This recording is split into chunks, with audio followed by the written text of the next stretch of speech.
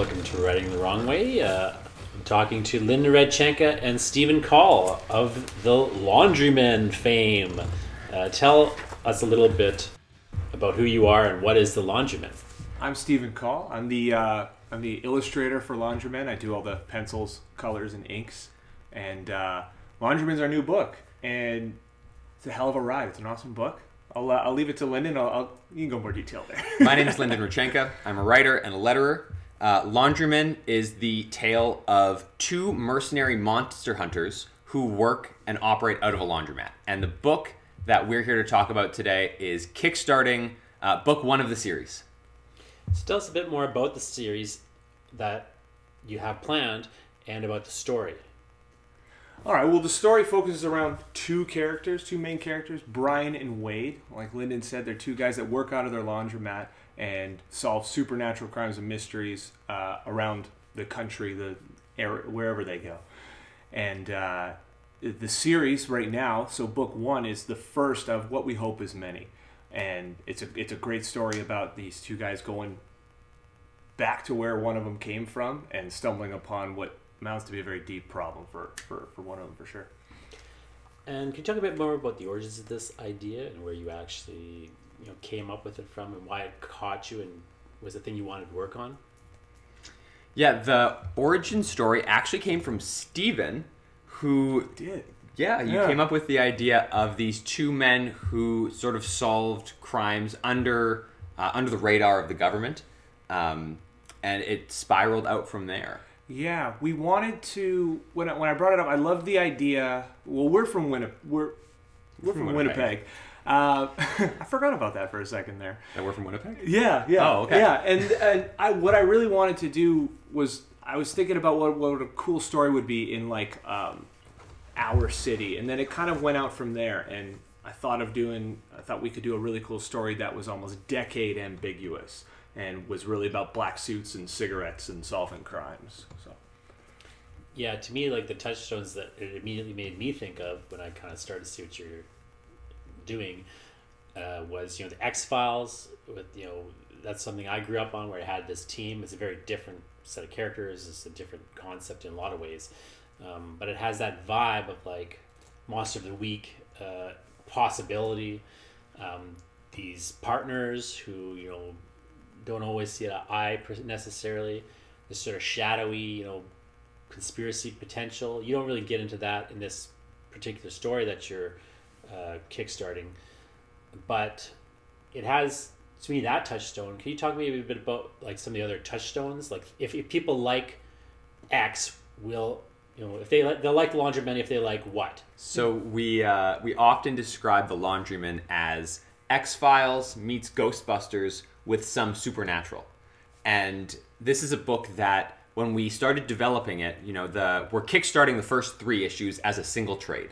And we have been working on it for so long that we actually finished issue 1 quite some time ago, and we printed 100 copies of that book, and we brought them to shows with us through 2022.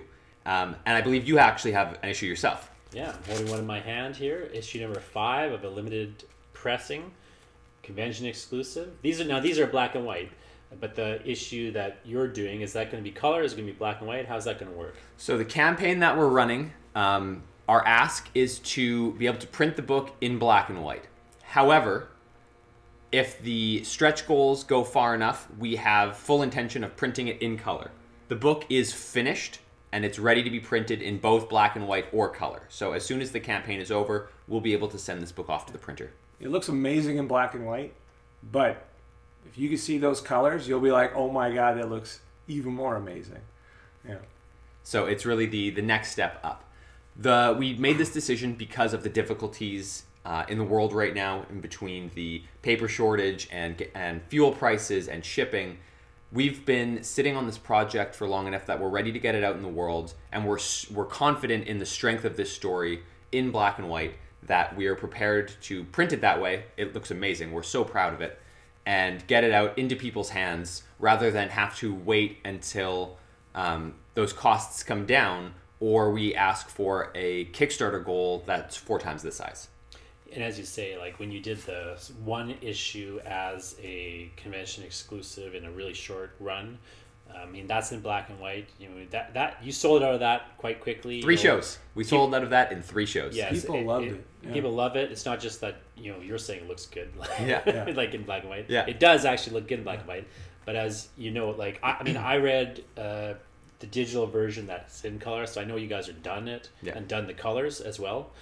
So you, as you say, you're ready to do it either way, but you're gonna put color as a stretch goal in the Kickstarter then, Yes. if I understand correctly. Yes.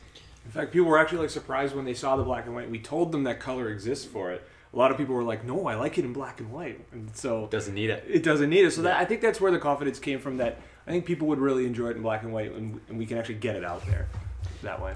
And then, could you talk a bit more about the actual logistics of how that Kickstarter is set up? Then, Yeah. So we're going to be selling full copies of this 80-page book. We have some sketched copies available. And then as you work your way up the tiers, there's a collection that will get you all of our work that we've worked on together, which includes Infinite Universe, What Will Not Last, Dead Work, and our short comic, When I Get Home. There's another tier as you get further up that's gonna have me do a commission for you, whatever you'd like, and I'll take a look at it and make an amazing page for you. We've got another The mega tier. The mega tier. Yeah. That's the one that comes with original art. Comes with original art. Yeah. Right now we have one original piece from Zach Schuster, and we hope to add more original pieces as the campaign progresses. Mm-hmm. Absolutely.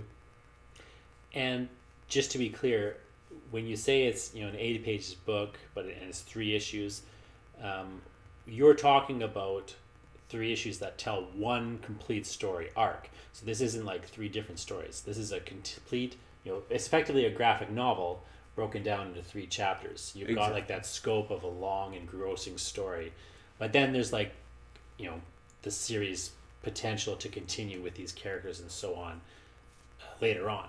So this is, you're conceptualizing this as a as a running series in a manner of speaking, but this is a complete story. It's not they're going to break halfway through and they got to wait for the rest of it later. It's all complete. It's a single continued story. And can you talk a bit more about just that particular story? Like what is happening in this these 3 chapters, this first graphic novel of the Laundrymen?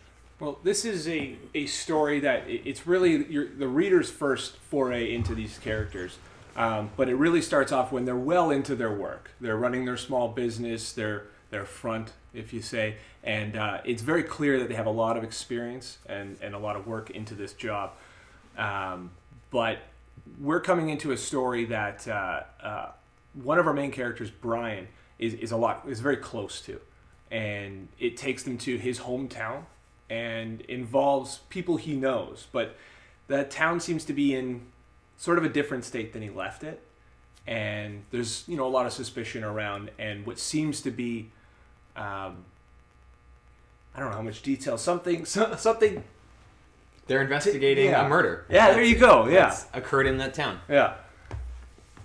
Sure, but it's a mysterious murder. I mean, this is a. You kind of mentioned it or suggested when you talk about when you compare X-Files and Supernatural and things, Ghostbusters. Like, there's a supernatural sci-fi horror aspect in the Laundrymen. There's of course this kind of crime detective sort of aspect, and that kind of almost thriller, mystery structure to some degree. It's blending genres in a certain sense, but it's kind of rooted in that kind of recognizable genre that X-Files, Supernatural, Ghostbusters. These things are rooted in, although it's less maybe funny than Ghostbusters. But you got some moments of humor in there too. Like these are characters that really have a familiarity and an ease with one another, and a close relationship. Yeah, that's definitely something we wanted to be a main focus of the story. Is like Lyndon's pretty damn good at writing dialogue, and we wanted the dialogue between the 2 characters to be a star of the book. So there's a lot of scenes where they're just driving and they're talking, and it's giving the reader insight into those characters and tools to hopefully use to solve the mystery later. as well as just understanding how these characters might react, near the end of the book, and the decisions they might make. So it's really the relationship of these characters that ties the series together. The way we structure the series is that every 3 issues is a case, a closed case file. And so even though each book may have a different storyline to it, the consistency between those books is these 2 characters and their relationship to one another, and how that changes and is challenged, and they push each other and challenge each other through those consecutive stories. And so it was really important in the first set of issues that we really establish who these characters are to each other, as well as how they fit into the larger world around them. And that's where that touchstone you mentioned earlier, Monster of the Week, comes in. It's where we can keep the fun changing, and we can keep the magic and the supernatural and the horror, and we can keep cycling all that in, but meanwhile continually building these characters and pushing them forward, much like X-Files might, or something like that. Can you talk a bit about the process and the challenges of actually kicking off a series and designing a first issue, a first arc in this sort of way? Man, I don't know what kind of details I have for that. How did you come up with the characters? I was going to say, character design is something you got to establish. Yeah. As a simple, then as a writer's got to establish who these people are, how they speak, when am I going to introduce them, how am I going to introduce them. There's even just simple practical things like I got to get the reader to know their names. Yeah. And then you as an artist have got all sorts of challenges in terms of figuring out okay, how do I immediately make this person recognizable? How do I come up with a design I want to draw over and over again? I'm just curious if you could talk a bit about some of the things that went into, or maybe challenged you or surprised you as you were working on just establishing this series, this character, this story. Yeah, one of the challenges you come up against as an illustrator when it comes to designing your characters, and I don't spend a lot of time in the concept area. I like to build my characters as I go. And something I do, and something that may have been a little challenging in this book, is carrying forward the details. So we talk about the book being based on the dialogue and the building of the backstories of these characters, but I also have to build a visual backstory for these characters. So it really comes down to how they look, telltale scars, sunken cheeks, the way they act, their body language.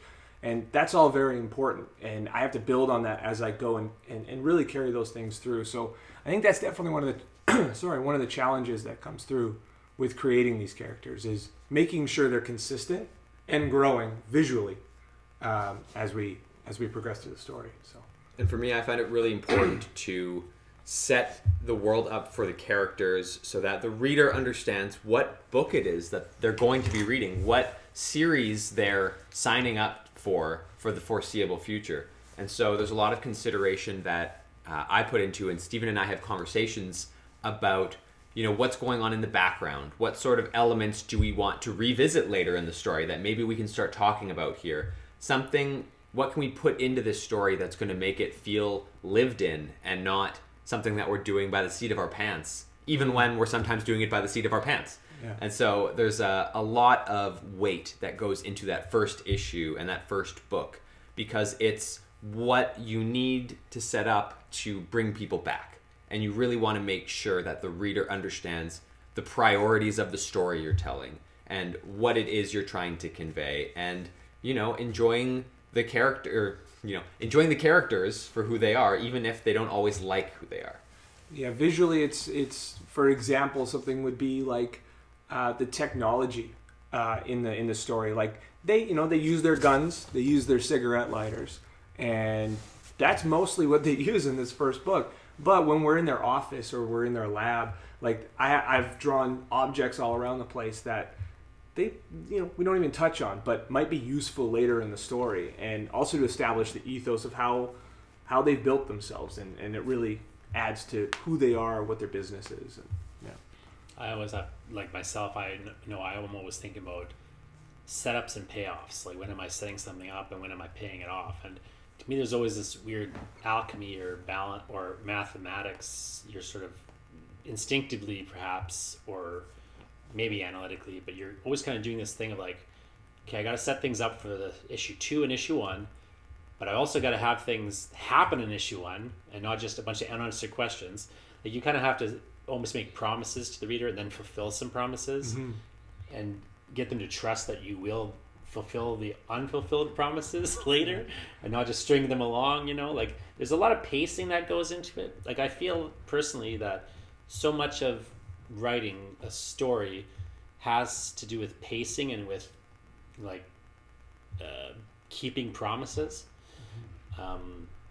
while on a certain level pulling people along and not giving them everything they want, but kind of making them want things. And there's a real back and forth. So I'm always curious when people are getting a first issue together, especially.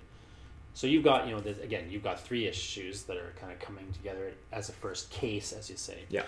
So I'm curious to know, like, what went into kind of putting this first issue together versus like the overall case. Like, in what ways do you think this case is the best case to open the series with versus, say, some of the other ideas you probably have for later cases? I think what was important with this first story is keeping the first case really contained, so we can build everything around it, which will allow us to go forward.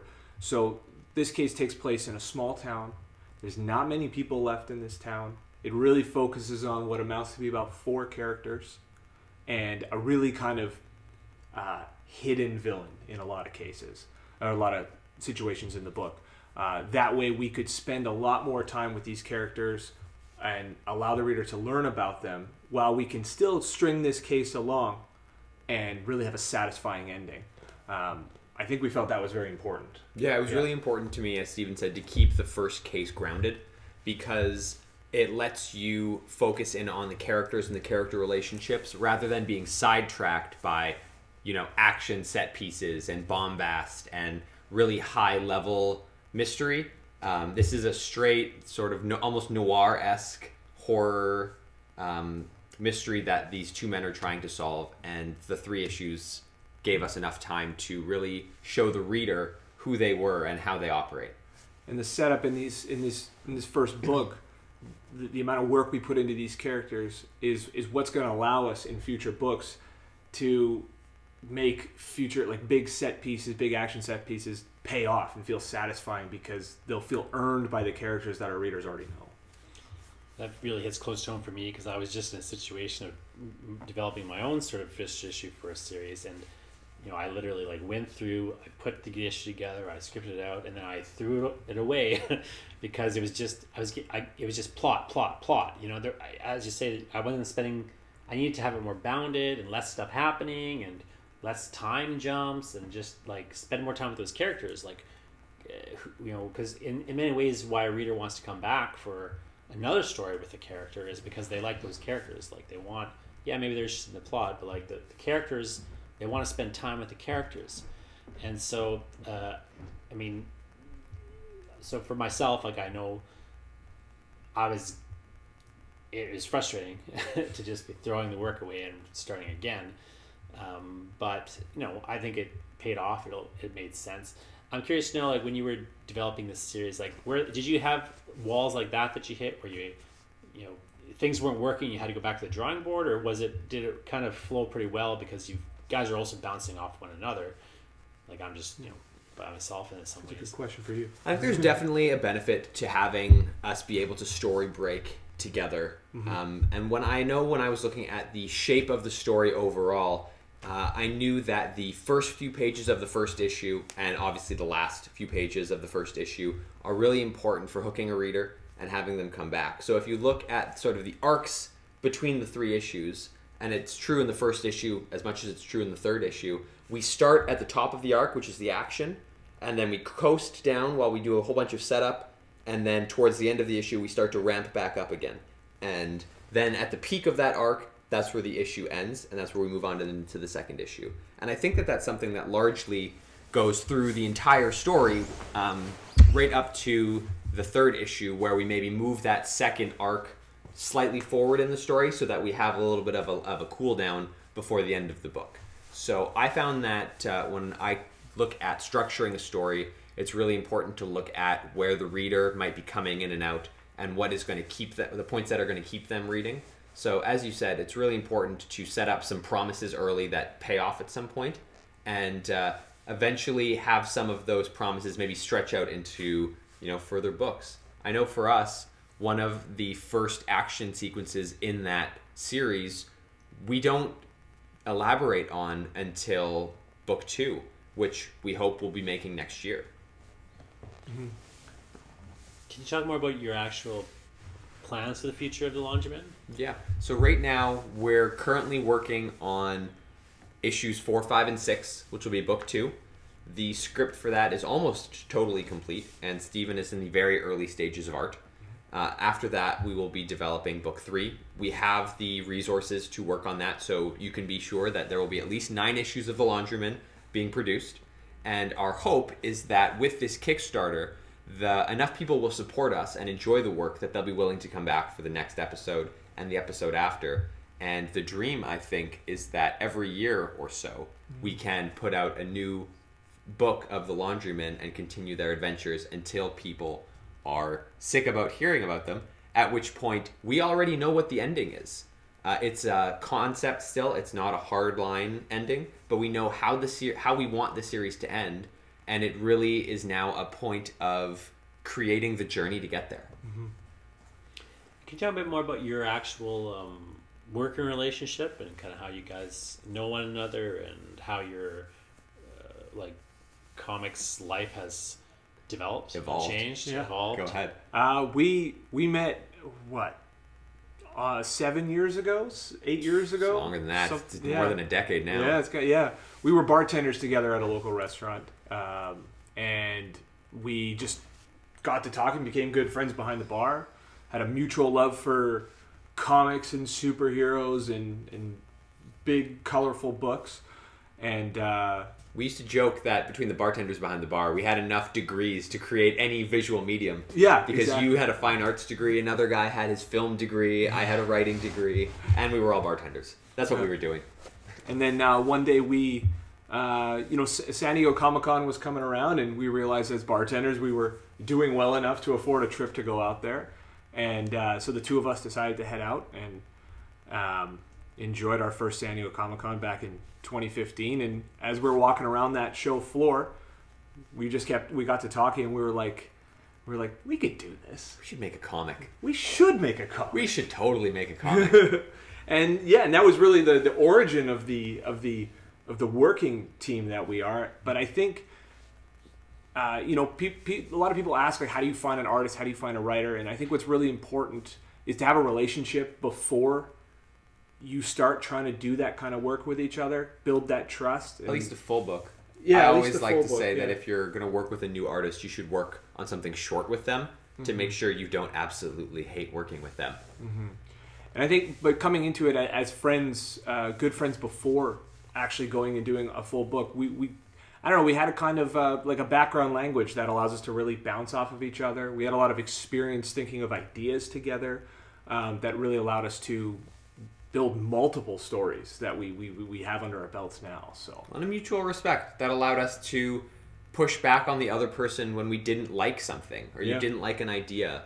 Yeah. We do still go back and forth and say, I don't think this is working properly. Yeah. I think that you should try this instead. Yeah. Not enough panels on that page or something like that. Who says that? How do you handle that kind of moment, though, when you guys do disagree on something?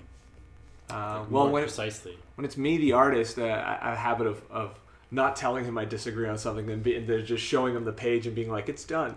He makes a unilateral decision. Yeah. Yeah. I get final say on panels. But I don't know. We don't disagree often, I would say. But I think it still comes back to having that strong, like, long friendship that we've had, where having mutual respect and just taking each other's criticisms or choices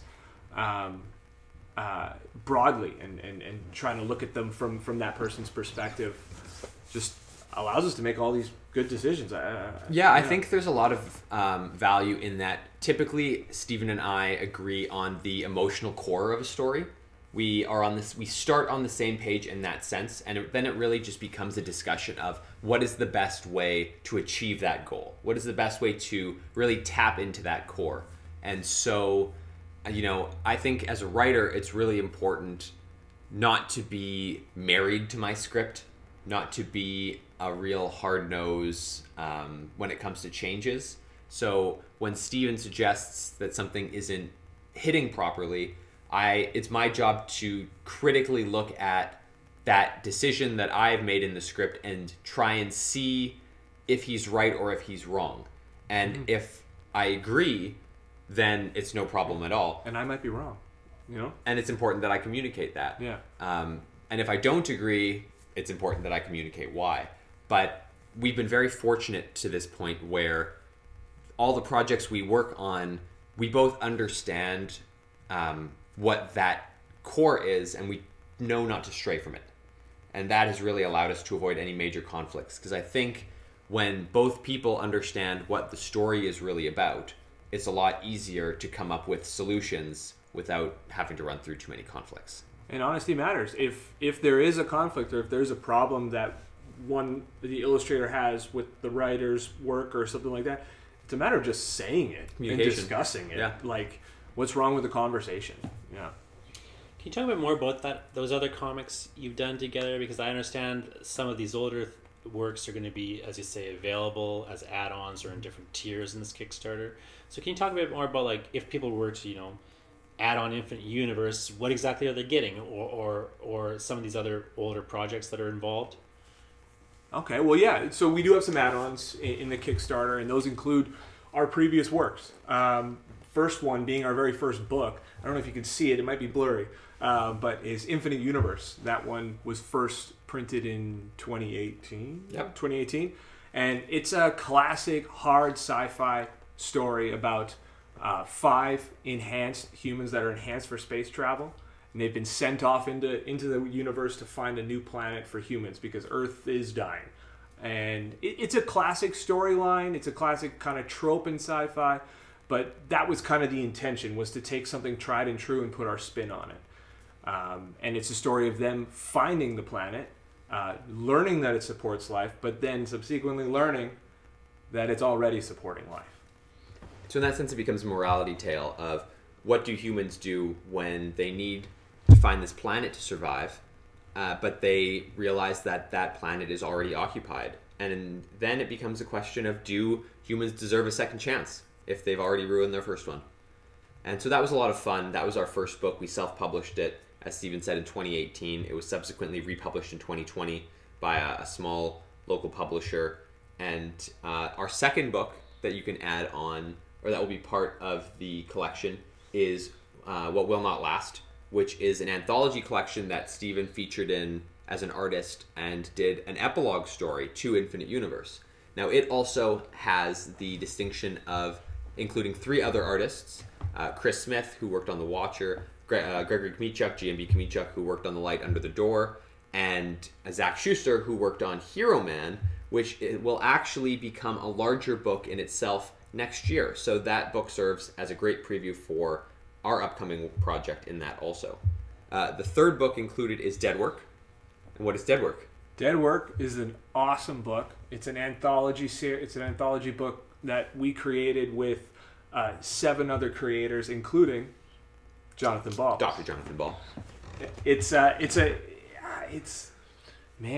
great anthology of 22 different stories, all written and commingled with all different writers and illustrators, and we've all just kind of worked together to create a series of stories that, when put in order, in the order that they're in, they really feel like they're made of the same stuff. What would you say? Yeah, I would say we describe it as the charcuterie board of comics, which is a mix of sci-fi and horror and fantasy and altogether undefined genres of comics. But because we as creatives all value a lot of the same things in storytelling, when you put them next to each other, it feels like they just work. They just work. Yeah. So, and the fourth book in the collection is actually our most recent. It's called When I Get Home, and it is a 20-page black and white comic about 2 men who crash land into the caves of a moon on their journey home, and they have to find their way out and the horrors that await them in that cave. And the amazing story of that comic is that Steven completed the art as part of 24-Hour Comics Day, which anyone who has made art before knows how insane doing 20 pages of art in 24 hours is. It was insane. That was a great day. Or was it a bad day? I'm not 100% sure. It's a bit of a blur. Yeah, don't quite remember it. But that book, there's a point of pride with that book because, we really finished it. We had a small amount of it created beforehand, but we finished the 98% of it in 24 hours overnight without sleeping, and really proved to ourselves that that's something we can do. Like it is just a great little story that is product of just grinding away overnight. It was awesome. Yeah. Now, am I incorrect, or isn't that comic also free digitally on your website right now? It's true, yeah. On our website, which is infinitestudio.ca, you can get a digital copy of this version for free when you sign up. And we would love to get it in more people's hands, but part of the love of comics for us is also to be able to make it available as a physical copy, which we also have available for purchase on our website. That's infinitestudio.ca. And you also have another comic series coming out, right? There Was Another Life. Can you tell us a little bit about that? Is that part of this in any way, shape, or form, or did you sell out of those issues? No, we have a handful of copies of There Was Another Life issue 1. It's a convention exclusive that we'll be taking with us to shows through 2023 until the book hits comic stores and bookstores worldwide towards the end of 2023. But the cover that we have available at our booth is going to be available only with us. So there'll be a separate cover that is available worldwide through SourcePoint Press, who is the publisher that's picked up the series. And is that also available as an add-on in the Kickstarter in any way? It is not, no. It's not. It's a convention exclusive. Come find you at conventions. Yeah. The next official time you can purchase that cover for that issue is Calgary Expo this year. Sure. And then can you talk just a little bit more in summary about what should we expect from this Kickstarter that you haven't already discussed? Are there any surprises, or any other things, to look forward to other than our color stretch goal here? And can you talk a bit about the actual days of this Kickstarter? People are listening to this today, in their world. If it's the past, present, or future, what should they be doing? Where should they be going to support the Kickstarter or to try to get the book after the Kickstarter is over? So starting on February 3rd, our Kickstarter is going live on Laundrymen.ca, and it's going to go straight through to March 3rd. You can go there to pick up the book. After the campaign has closed, assuming that it is successful, Laundrymen.ca will redirect them to our website, where they will be able to either pre-order the book if it hasn't been printed yet, or order the book if it has been printed. And what's awesome about this campaign is that we have a number of stretch goals and surprise stretch goals coming up, including some amazing guest art. We'd like to foil the foil treatment, the title page. We're going to add a 6-page comic to it. We're going to thicken the cardstock, really depending on the levels of success that the campaign achieves. We're still hoping to get to reveal some amazing pull quotes or support from readers. Now that the book is finished, we've been able to send it out to people, and we're really hoping to be pleasantly surprised by the success of the book. Looking forward to that. Yeah. Hopefully. So your Kickstarter is kicking off February 3rd, you say? February 3rd at laundrymen.ca. And it runs until? March 3rd. So it's before February 3rd when you're listening to this. Go to laundrymen.ca and sign up to be notified when the campaign starts. If it's after February 3rd, but before the campaign's over, support the book at laundrymen.ca. If the campaign is closed by the time you hear this, you can still go to laundrymen.ca and either pre-order or pick up a printed book. Correct. So laundrymen.ca is the end-all be-all for Laundrymen. Yep. That's where to go. In fact, if the book is successful and you're listening to this podcast far in the future, laundrymen.ca might just take you to the current Kickstarter for a future book. Well, I'm excited for my laundrymen.ca. I've already got issue 1, and I'll definitely be supporting your Kickstarter here. And congratulations on the success so far and success for the future. Any last words? Go to laundrymen.ca. Back the Kickstarter. Yeah, there's this website, laundrymen.ca. Head on down. February 3rd to March 3rd. Laundrymen.ca. Is this laundrymen.ca that you're talking about? Laundrymen.ca. Right, that legendary website, laundrymen.ca. Thanks for talking to me and keep writing the wrong way.